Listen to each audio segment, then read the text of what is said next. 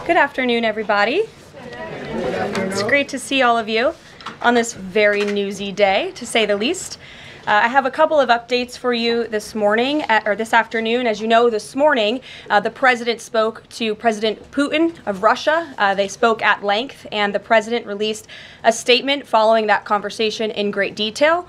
I can also confirm that the president just recently got off the phone with President Zelensky of Ukraine. His truth is as follows. I just spoke to President Zelensky of Ukraine. The conversation went very well. He, like President Putin, wants to make peace. We discussed a variety of topics having to do with the war, but mostly the meeting that is being set up on Friday in Munich, where Vice President J.D. Vance and Secretary of State Marco Rubio will lead the delegation. I am hopeful that the results of that meeting will be positive. It is time to stop this ridiculous war where there has been massive and totally unnecessary death and destruction. God bless the people of Russia and Ukraine. I myself just spoke to the president about these calls, and he told me to tell all of you they were very good calls, they were very positive, and the administration is wholeheartedly committed to a peace deal to end once and for all the Russia-Ukraine war. More on that later. I'm sure you'll have more questions to ask. This week, the president has continued to deliver on his promises to the American people. According to new polling that was released at the beginning of this week by CBS News, an overwhelming 70% of Americans said that President Trump is following through on what he pledged to do during his historic campaign. The poll also revealed that Americans see President Trump as a tough, energetic, focused, and effective leader fighting hard to improve their lives and our country. And yesterday, in particular, was a truly special day for the United States of America. Thanks to the great leadership of President Trump and the strong and tough leadership of President Trump, Mark Fogel, an American teacher detained by Russia, was returned to American soil and met with the president here at the White House last night. Special Envoy Steve Witkoff and the rest of President Trump's incredible national security team helped negotiate the exchange that secured Mark Fogel's release. This event shows a good faith effort from Russia, and it's a sign, as I just said, that we are moving in the right direction to end this brutal war. Malphine Fogel, Mark's 95-year-old mother, was understandably very worried that she would never see her son again after his arrest in 2021. Mrs. Fogel was actually slated to join President Trump on stage at the July 13th Butler, Pennsylvania rally to speak out for Mark. And then the infamous assassination attempt against President Trump took place. But that day, before the rally, President Trump promised Mark's mother that when he returned to the White House, he would bring her son home. God saved President Trump's life on that day in Butler, Pennsylvania, and now Mark Fogel is back home safely with his family as a result. God is good. The president also continues to bring back common sense to our government. This week, he signed an EO to end the procurement and forced use of paper straws. Taxpayer dollars were wasted on these non-functional and massively unpopular products for no other reason than it made radical activists feel good about themselves. And on trade, President Trump continues to take bold action to protect America's critical steel and aluminum industries, much like he did in his first term. And the president signed proclamations to close existing loopholes and exemptions to restore a true 25% tariff on steel and elevate the tariff on aluminum to 25% as well. This administration believes these tariffs will protect our national security and put American workers first. And in the Oval Office yesterday with Elon Musk, President Trump took further action to make our federal government more efficient and effective.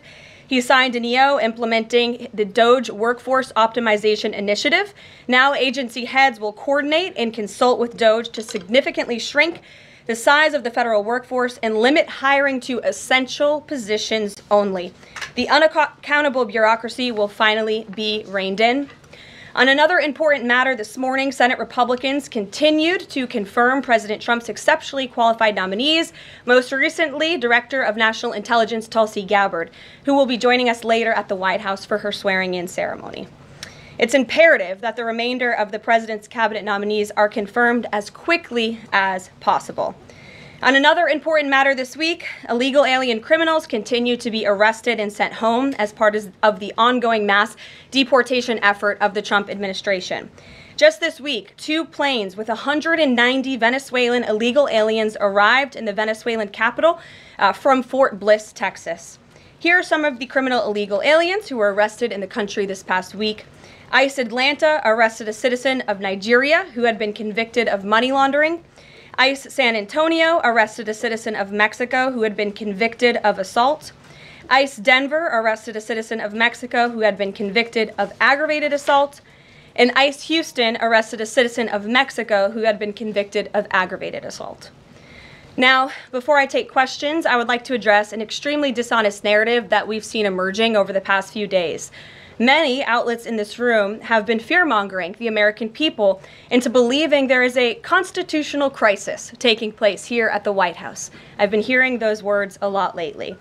But in fact, the real constitutional crisis is taking place within our judicial branch, where district court judges in liberal districts across the country are abusing their power to unilaterally block President Trump's basic executive authority.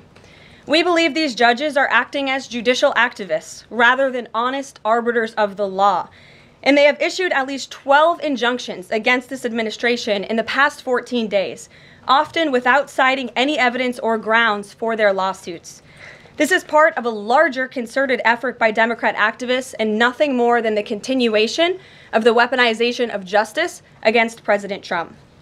Quick news flash to these liberal judges who are supporting their obstructionist efforts: 77 million Americans voted to elect this president. And each injunction is an abuse of the rule of law and an attempt to thwart the will of the people. As the president clearly stated in the Oval Office yesterday, we will comply with the law in the courts, but we will also continue to seek every legal remedy to ultimately overturn these radical injunctions and ensure President Trump's policies can be enacted. So here in our new media seat today, we have Chris Pavlovski, an entrepreneur who has a strong passion for protecting freedom of speech. Chris started the video sharing platform Rumble in 2013 with a mission of protecting a free and open internet from censorship by big tech and governments around the globe. The platform has always been a place for independent creators to share their authentic opinions, and they have always included President Trump, in contrast to the way he was censored by other platforms in years past. Since its founding, Rumble has grown exponentially, recently marking 67 million monthly active users. It's a lot of users. If you're watching right now and interested in sitting in this seat, you can apply, whitehouse.gov/new media. With that, I will take your questions. And Chris, why don't you kick us off on this very busy news day? Carolyn, thank you very much to you and President Trump. It's an honor to be sitting here in the new media seat for the White House press briefing and to be able to demonstrate why freedom of expression is so important. Rumble was the victim of censorship at the hands of multiple foreign governments. It's clear there are still many countries who oppose free speech and even target American companies. Can you describe what the administration will do to protect U.S. interests and values worldwide? Sure. Well, thanks for the very important question. And I think that free speech and ending censorship, both here at home and also abroad, is an important part of President Trump's agenda. I think first, President Trump has led by example on this front as the leader of the free world, the president of the United States, with his show of access and transparency on a daily basis. The president takes questions from all of you almost every single day and really reveals what he's thinking and feeling, and I think that serves as a great example to the rest of the world. As for tangible actions that the president has signed, he did sign an executive order, I believe on day one, certainly within the first week of this administration, to restore free speech and stop government-sponsored censorship here at home. And the EO made it very clear that federal employees are not allowed to engage in any activity that would infringe upon the American people's right of free expression. So I think the president has led quite strongly on this. And I would just add, this is part of the reason we have a new media seat, to invite new voices into this room. Again, we're going to need to expand this room because so many people are interested, and we're very excited about that. It's a privilege to cover this White House, but we want all voices to be heard. So thanks for being us with here, Chris, and I hope you enjoy the briefing. Sure. Jordan. Thanks, Caroline. Data out this morning showed that consumer prices were up across a variety of goods, and just before that report, though, President Trump called for lower interest rates. The Fed said it's holding rates steady to try and tamp down further inflation. So how would lowering rates help keep inflation in check for the American people? Sure. Well, first of all, on the inflation point, we did receive those numbers, and they were worse than expected, which tells us that the Biden administration indeed left us with a mess to deal with. It's far worse than I think anybody anticipated, because unfortunately the previous administration was not transparent in where the economy truly was. We know people at this very podium told the American people that inflation was transitory and that it would go away. That was not the case. And now the last report of the Biden administration, as revealed today, shows that inflation is still about 4.5% higher over the past 3 months. This is an indictment on the Biden administration's mismanagement of the inflation crisis and their lack of transparency in addressing it. As for tackling inflation and interest rates, the president has made his position on this very clear. He wants interest rates to be lower, he wants inflation to be lower, and he believes that the whole of government economic approach that this administration is taking will result in lower inflation. I have said that from this podium many times. The president had record low interest rates and inflation rates in his first term. He believes that the economy can handle it and withstand it.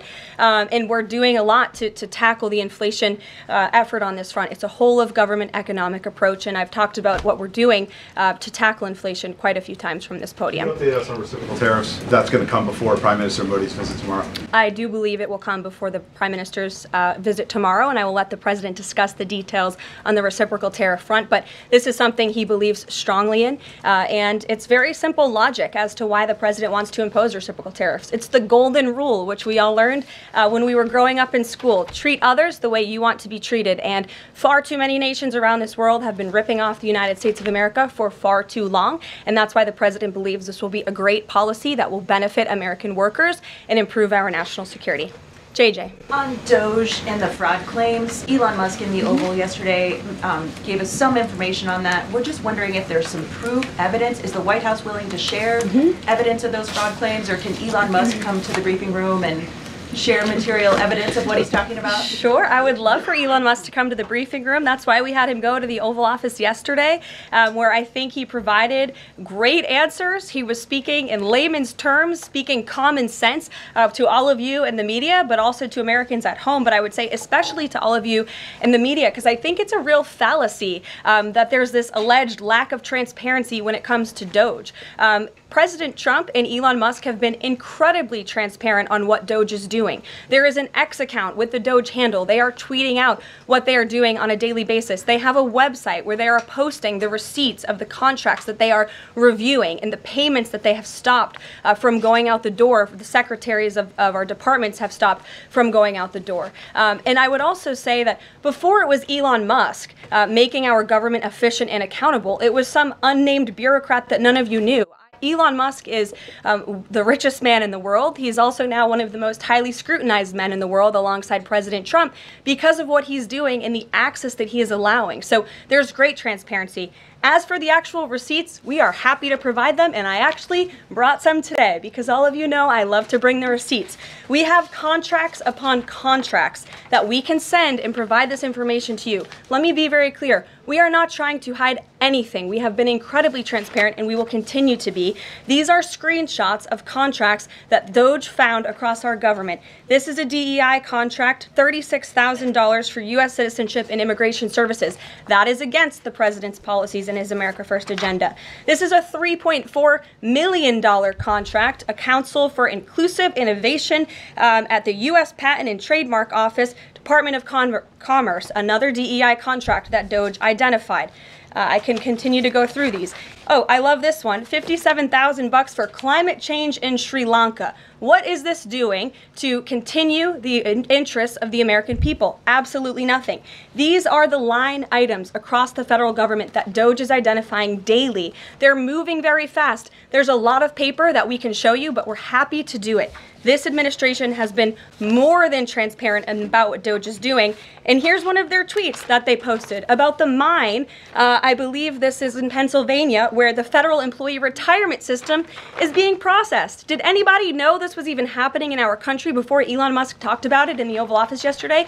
A lot of Americans didn't. So we are providing transparency and accessibility on a daily basis when it comes to Doge.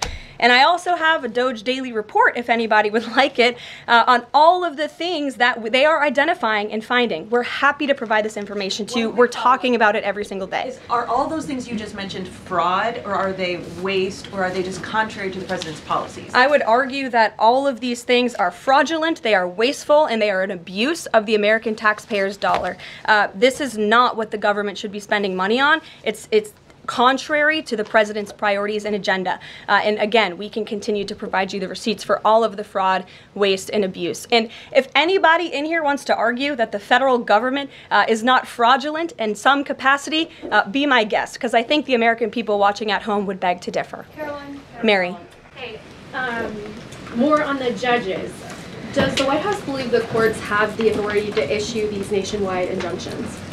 We believe that the injunctions that have been issued by these judges have no basis in the law and have no grounds, and we will, again, as the president said very clearly yesterday, comply with these orders, but it is the administration's position that we will ultimately be vindicated, and the president's executive actions that he took were completely within the law, they were constitutional, and we look forward to the day where he can continue to implement his agenda.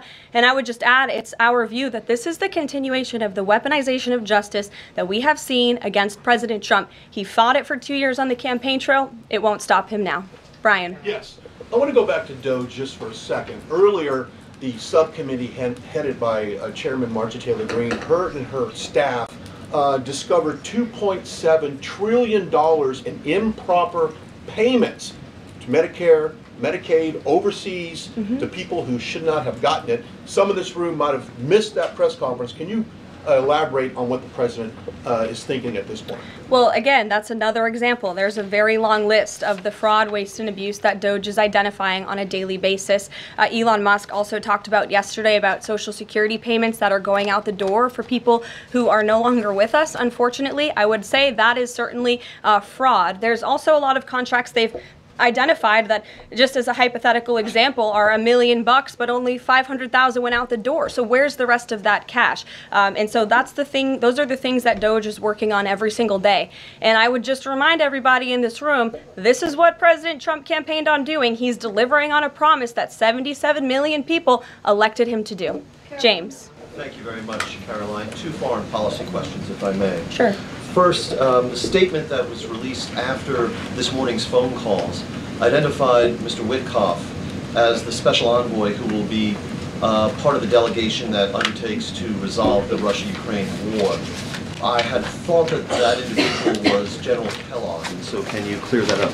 Sure, I'd be happy to. As you mentioned, the president, in his truth, following the phone call with Vladimir Putin, said that he has asked Secretary of State Rubio, the director of the CIA, John Ratcliffe, our national security advisor here at the White House, Michael Watts, and Steve Witkoff to lead the negotiations. As for General Keith Kellogg, he remains a critical part of this team in this effort. He's played a tremendous role in getting the negotiations to this point, and he's very much still part of the Trump administration. The other subject is Iran. I took note of President Trump's comments in his Super Bowl interview with our colleague Bret Baier to the effect that he wants to do a deal with Iran. However, that interview appeared after the supreme leader of Iran, the Ayatollah Ali Khamenei, had already ruled out any additional negotiations with the United States. So kind of a two-part question. A, what gives the president any confidence that Iran will come to the table? And B, more fundamentally, why is the president interested in doing a deal with Iran instead of doing everything he can, perhaps short of U.S. military intervention, to try and hasten the end of what many of his own supporters regard as an evil regime? Well, the president has made it very clear that he will never allow Iran to have nuclear capabilities. That is a red line that he has drawn, and he will not allow that to happen. But you asked why President Trump wants to make a deal. I would remind you, he's the master of the art of the deal. He is America's deal maker in chief. He leads from a position of securing peace through strength. And I think time and time again already, in just 4 weeks, we have seen the president being able to negotiate successful deals with our partners, our adversaries all around this world. You know, the release of Mark Fogel just last night is something that I think speaks to the president's deal-making ability. This is something that the Biden administration allegedly tried to do for 3.5 years. I think you all should go back and ask some of those Biden administration officials what they even tried to do and why weren't they successful, because for 3.5 years Mark Fogel sat in a Russian prison and it took President Trump 3 weeks to get him back on American soil. There's nobody better at making deals than Donald Trump. Phil Wegman. Thank you. Two foreign policy questions.